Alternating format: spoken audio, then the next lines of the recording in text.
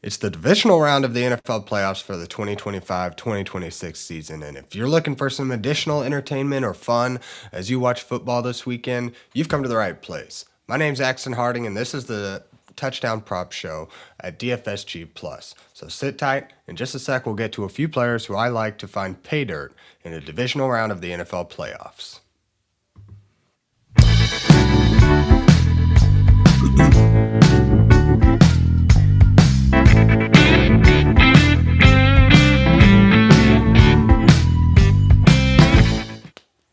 Welcome back to the DFSG Plus YouTube channel. Again, as I said off the top, my name is Axton Harding. You can find me on Twitter at AxmanIDP if you so choose.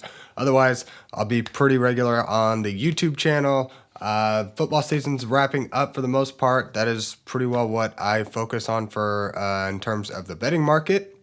So I guess you won't see me until next year over here, but go ahead and go over to IDP Plus. You'll find me over there for fantasy football content, IDP specifically, a majority of the time. But anyways, we won't get into all that. Anyways, you've come for touchdown props for the divisional round of the NFL playoffs, and let's jump right into our three plays for the divisional round. Up top, we got A.J. Barner coming in with an anytime touchdown price at plus 180. He plays at home against the San Francisco 49ers this week after having a bye last week. The San Francisco 49ers have given up the sixth most touchdowns to tight ends over the 2025 regular season. They gave up just two. They just gave up two touchdowns last week to Dallas Goedert. I had him on my card. I can't recall if I called out a two touchdown. I might have said it's worth a sprinkle, but if we did, that was 15-1. Definitely had it on my card as well. So we're looking pretty good. He's this touchdown prop, the angle for A.J. Barner is already boding well for recency bias, where, again, last week, San Francisco having given up a big game to Dallas Goedert in the end zone just bodes well for a guy like A.J. Barner who can really break off for a two-touchdown game of his own.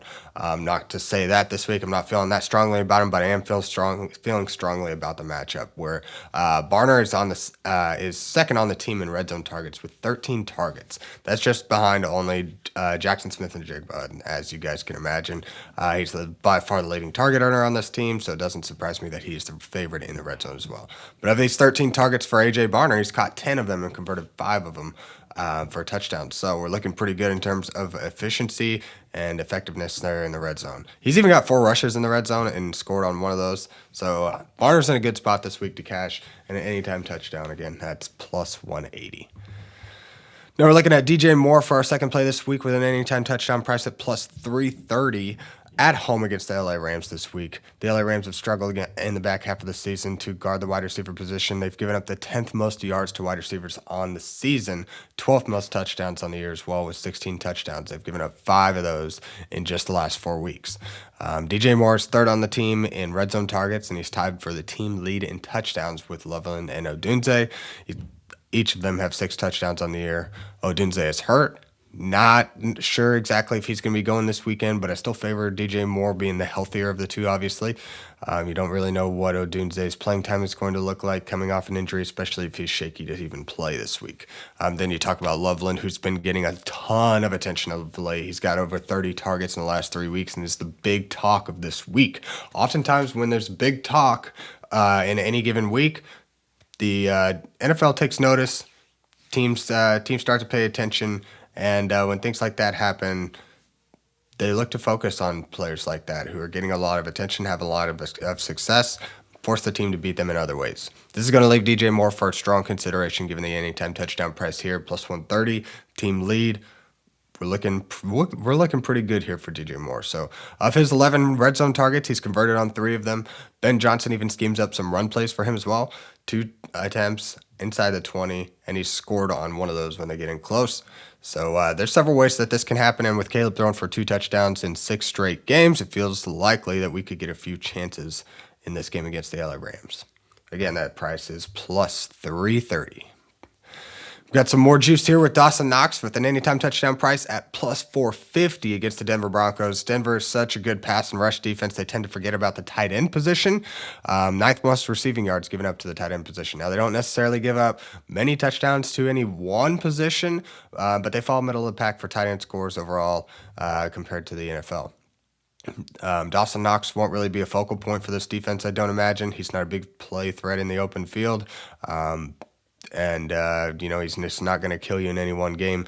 You just kind of watch him for inside the red zone. But I imagine they're going to be focused on the rushing game of the Buffalo Bills and also containing Dalton Kincaid and Khalil Shakir.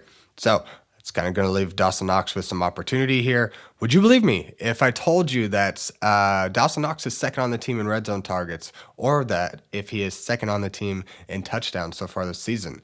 Shakir leads the team with 14 targets, but Knox is next on the list with 11, and he's caught 6 of them and scored on 3 of those catches. So Dawson Knox actually gets plenty of attention from Josh Allen when they get in close. So I like him for a strong plus 450, looking at over 5 times your money if Dawson Knox finds the end zone this week. So considering the state of this receiving room and the lack of options, Dawson Knox makes for a great play for a touchdown this week. Again, especially over at 5 times your money, looking pretty good. So let's recap again. We've got AJ Barner with an anytime touchdown price at plus 180 against San Francisco. We're looking at DJ Moore with an anytime touchdown price at plus 330. We're also looking at Dawson Knox with an anytime touchdown price at plus 450. All right, that's going to do it for the divisional round. Set a limit, stick to it, bet responsibly. Don't go out of your means. But if you have the capability for a little bit of fun, perhaps I spoke to you and maybe you might want to tail. I feel like these are some pretty good plays for the divisional round. So that's going to do it for this week. We'll see you back next week for the conference round. And mind you guys, we might go a little bit smaller just because we have less games. But we'll see you back here next week for some more touchdown props again. Good luck, guys.